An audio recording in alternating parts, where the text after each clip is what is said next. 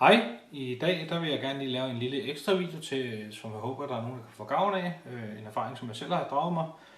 Hvis for eksempel man har et headset, og man så kan høre, der er en brummelyd, som ikke burde være, så kan man faktisk fjerne den med faktisk en rimelig simpel ting. Jeg fandt ud af, efter jeg har set et YouTube-klip, at det rent faktisk virker, at hvis man jorder sin computer eller sin bærbare til jordstik, og det kan man så sige, det kræver så, at hvis for eksempel du har en stikdåse, kræver det også, at stikdåsen har jord, og det kræver selvfølgelig også, at der er jord i selve stikkontakten, for ligesom at det virker. Men jeg oplevede for eksempel, at jeg havde købt en Astro Mixamp, jeg kan ikke lige huske, hvad den hedder, men det er den sidste nye model, der er lavet i hvert fald, og der oplevede jeg, at der var en brummelyd.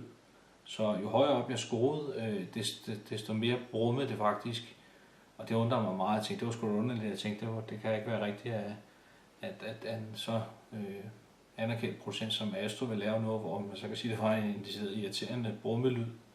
Som, det vil ikke sige, den overdøvede, men den var stadigvæk så irriterende, at det var et irritationsmoment i det, man sidder og spiller, eller man hører musik for eksempel. Så hvis man hører musik for eksempel, eller spiller, så når for eksempel, at der er stille, så kan du tydeligt høre den brummetone, der går det så tydeligt igennem.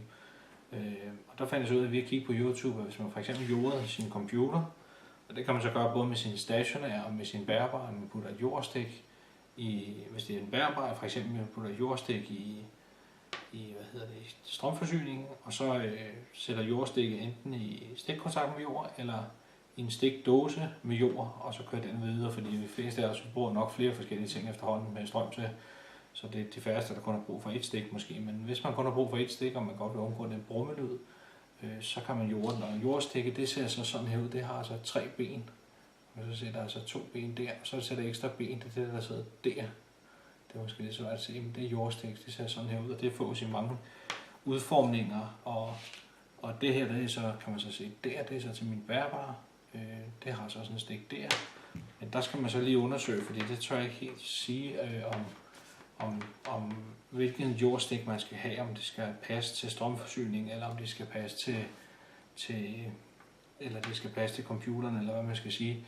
Men det må man lige selv undersøge, inden man bare kaster sig ud. Jeg begynder at gå til jordstik på det hele, men det hjalp i hvert fald for mit vedkommende. Jeg synes, det var irriterende med den brummelyd. Det tog faktisk helt brummelyd med at jorde det.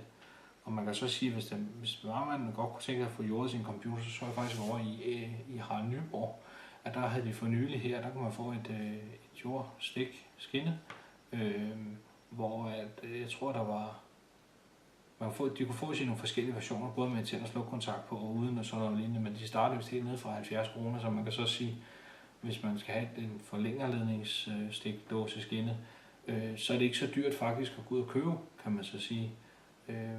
Så de fleste kan være med der, så skal man jo selvfølgelig anskaffe sig et stik til enten til den stationære eller til den bærbare, og så der kan man så jorde det den vej igennem ved at bare give et jordstik. Men det kræver så, at der er jord hele vejen igennem, forstået på den måde. Hvis du har en stikdåse, så skal der være jord på stikdåsen, og der skal være jord i selve kontakten, hvor du sætter stikdåsen til.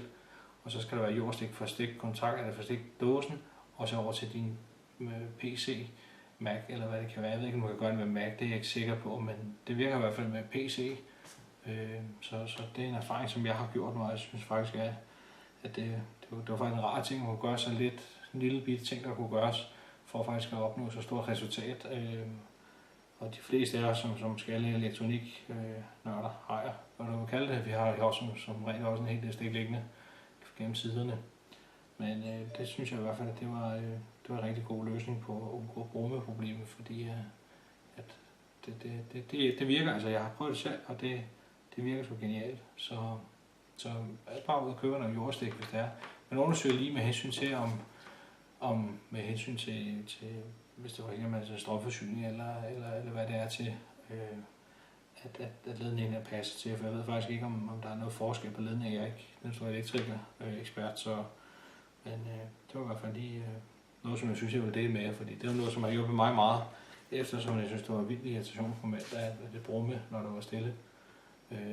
Man hørte det ikke så meget, når man hørte musikken, men når man spiller eller hører musik, så er der også som regel nogle tidspunkter, hvor den går langt ned i volumen, eller det er helt stille, og så kan man tydeligt høre det brumlet. Det synes jeg var en stor irritation for mit vedkommende. Så hvis der er nogen, der kan få gavn af det, det håber jeg virkelig, der er. Så det var sådan set alt fra i dag. Ha' det godt. Hej.